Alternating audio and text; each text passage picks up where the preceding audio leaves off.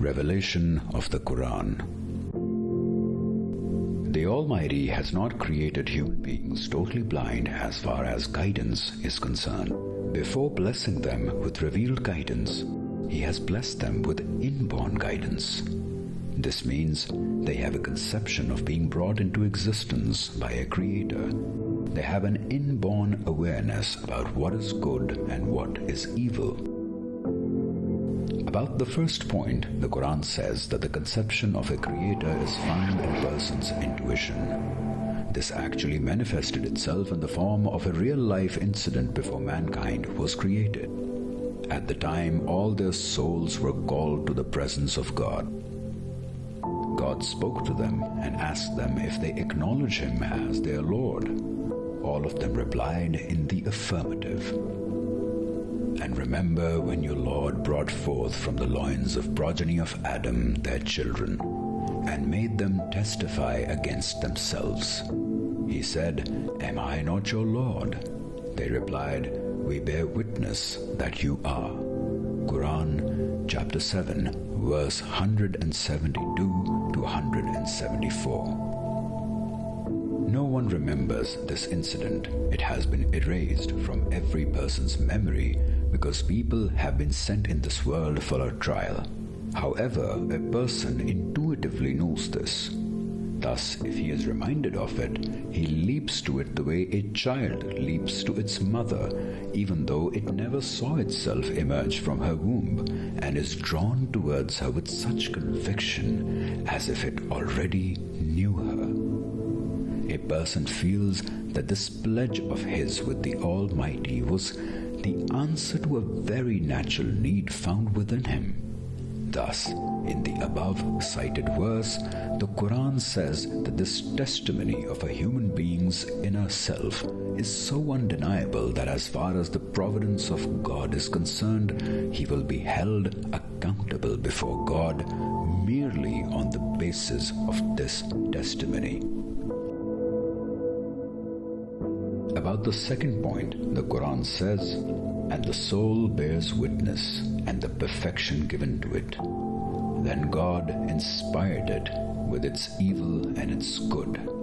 He succeeded who purified it, and he failed who corrupted it." Quran chapter 91 verse 7 till 10. In other words, a person has been provided with an inherent guidance about good and evil. This guidance is so pronounced that it is universally acknowledged by every human being with no difference of opinion. For example, everyone regards justice, honesty, and veracity as virtues, and everyone is unanimous in regarding oppression, fraud, and deception as vices. It is precisely for the reason that good and evil are well known to a person that divine books do not give original guidance on this issue.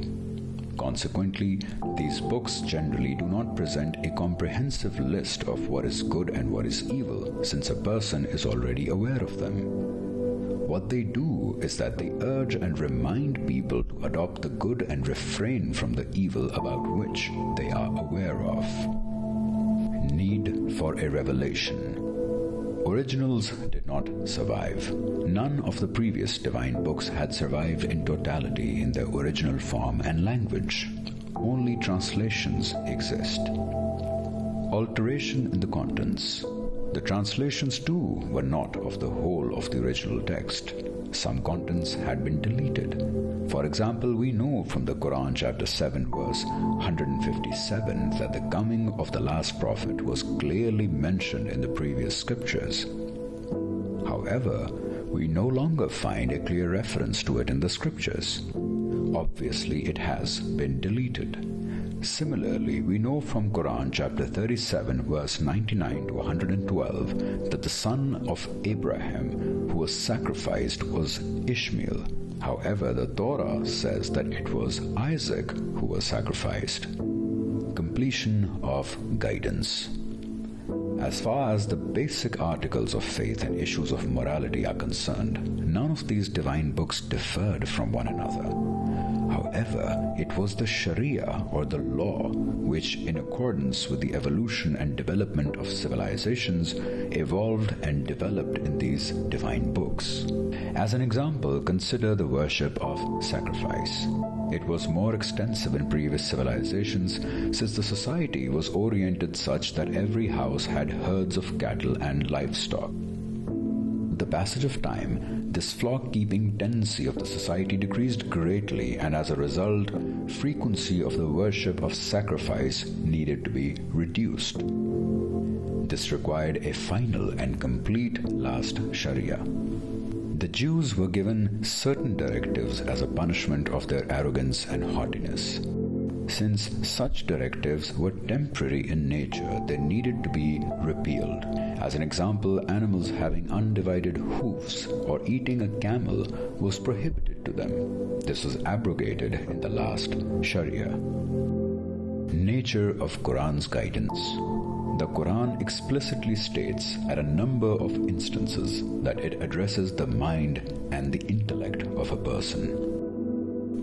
But none will grasp the message except men of intellect. Quran chapter 2, verse 269. This is a scripture that we have revealed to you full of blessing, that they may ponder over its verses, and the prudent ones may thereby be reminded. Quran chapter 38, verse 29. The previous scriptures also were directed at the intellect of a person. We gave Moses the guidance and gave the book, the Torah, in possession of the Israelites, as a guide and a reminder for men of intellect. Quran chapter 40, verse 54. Consequently, it needs to be appreciated that each directive of the Quran has a sound reasoning behind it, since it is directed at the reasoning faculty of a person. The Quran therefore does not address one's emotions and feelings, though it certainly stirs them. It says that a person must use his mind and ponder on its verses. In condemnation of those who do not use their minds, it says, "Most certainly the worst of animals in Allah's sight are the deaf, the dumb, who do not use their brains." Quran chapter 8, verse 22. It records the following words of people who, on the day of judgment, would be thrown into hell. They would say, "Had we but listened carefully to the call of messengers, or had we used our intellect, we would not now be among the companions of the blazing fire."